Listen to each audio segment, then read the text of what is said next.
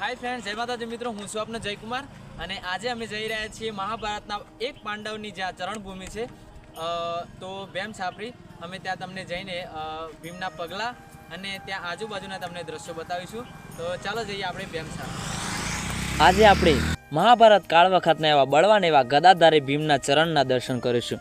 તો મિત્રો, બળવાન ભીમ વિશે થોડી ઘણી અમે તમને માહિતી આપીશું। એવા હસ્તિનાપુર નરેશ પાંડુ રાજાને 5 પુત્રો હતા, એટલે એમને આજે આપણે પાંડવ તરીકે ઓળખીએ છીએ। ધર્મ અનુસાર આમ જોવા જઈએ તો પાંડુ રાજાના જ પુત્રો હતા, પણ દરેક સંતાન અલગ અલગ દેવના આરાધે આ સંતાનો હતા, જેમાં યુધિષ્ઠિર ભગવાન ધર્મરાજાના પુત્ર હતા, અર્જુન દેવરાજ ઇન્દ્રના પુત્ર હતા, નકુળ અને સહદેવ અશ્વિની કુમારના પુત્ર હતા અને ભીમ ભગવાન વાયુદેવના પુત્ર હતા। મિત્રો, ભીમના બળ વિશે જાણતો નાનપણમાં જ થઈ ગયેલી। જ્યારે ભીમ 2-3 મહિનાના હતા ત્યારે એમની માતા દેવી કુંતી એમના ખોળામાં લઈને પાંડુ રાજા સાથે એમની કુટીરની બહાર બેઠા હતા। એવામાં જ અચાનક ત્યાં ભયાનક વાઘ આવી ગયો અને દેવી કુંતી વાઘને જોઈને ગભરાઈ ગયા અને પછી ભાગવા લાગ્યા અને વાઘના બીકના કારણે ખોળામાં રહેલો ભીમ નીચે પડી ગયો અને એક મોટા પથ્થર પર પડ્યો અને પથ્થર પર પડતા સાથે જ પથ્થરના ટુકડા થઈ ગયા અને ત્યાં જ તો ભીમને કંઈ વાગ્યું જ નહીં। અને આ જોઈને દેવી કુંતી અને પાંડુ રાજાને નવાઈ લાગી અને સમય જતાં પાંડુ રાજાના અવસાન બાદ દેવી કુંતી 5 પાંડવોને લઈને હસ્તિનાપુર જાય છે અને પછી ત્યાં તો રમત રમતમાં જ ભીમ બધા કૌરવો સાથે મારપીટ કરતો અને ત્યાં આગળ એકેય કૌરવ ભીમનો સામનો ન કરી શકતા અને બધા કૌરવો ભીમથી કંટાળી ગયા હતા। તો એવા મહાશાલી પાંડુપુત્ર ભીમના ચરણના તમને અમે દર્શન કરાવવાના છીએ। તો આજે તમને અમે એ જગ્યાએ લઈ જઈએ છીએ, એ જગ્યાનું નામ છે ભીમ છાપરી। ત્યાં આગળ ભીમના ચરણ એટલે કે ભીમના પગલાં છે।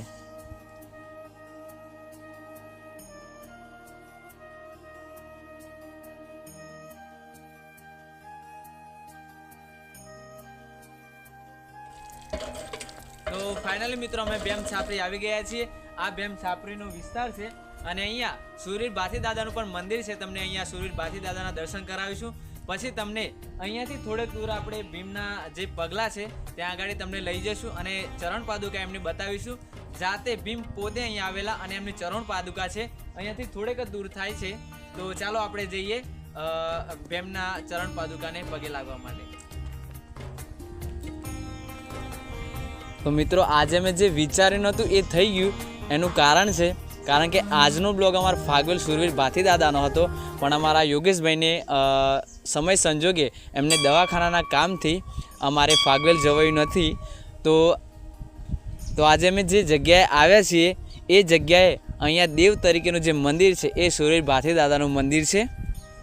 તો અમારું નસીબ પણ કહેવાય અને સુરવીર ભાથી દાદાની મહેર પણ કહેવાય, એમના આજે દર્શન થઈ ગયા। પણ અમે નેક્સ્ટ આવતા બ્લોગમાં અમે સુરવીર ભાથી દાદાની જન્મભૂમિ અને એમની અમરભૂમિ છે ત્યાંના અમે તમને દર્શન કરાવીશું અને ફાગવેલના ધણી જે નરબંકાએ આખા વિશ્વમાં જે ઇતિહાસ રચ્યો છે એ તમને એ આવતા બ્લોગમાં અમે તમને સંપૂર્ણ માહિતી આપશું।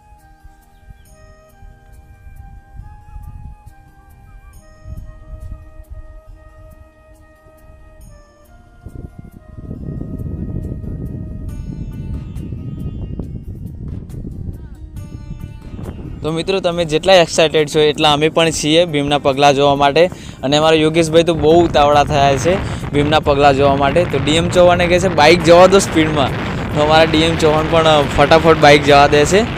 જો જે અમે ભીમના ચરણ પાદુકાની વાત કરતા હતા એ જગ્યાએ અમે આવી ગયા છીએ અને આ ભીમની ચરણ પાદુકાનું મંદિર છે। તમને અત્યારે પછવાડીનો વ્યૂ છે, પણ અગાડી જઈને તમને ભીમના પગલાંનો અમે તમને દર્શન કરાવીશું। તો ચાલો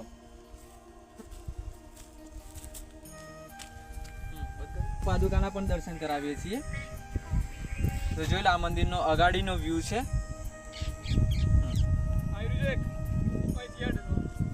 તો ભીમની ચરણ પાદુકાના દર્શન અમારા યોગેશભાઈ કરાવશે. તો જોઈ લો આ રે આપણે ભીમના ચરણ પાદુકા. તો તમે આ જે જોઈ રહ્યા છો એ ભીમની ચરણ પાદુકા છે. જો તમને દર્શન કરાવી દઉં.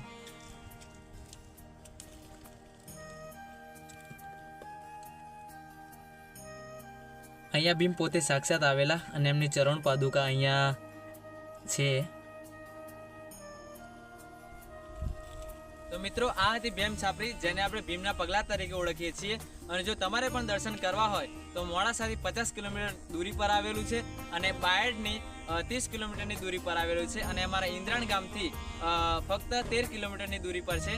તો જો તમારે પણ ભીમના પગલાના દર્શન કરવા હોય તો જરૂરથી તમે આવજો.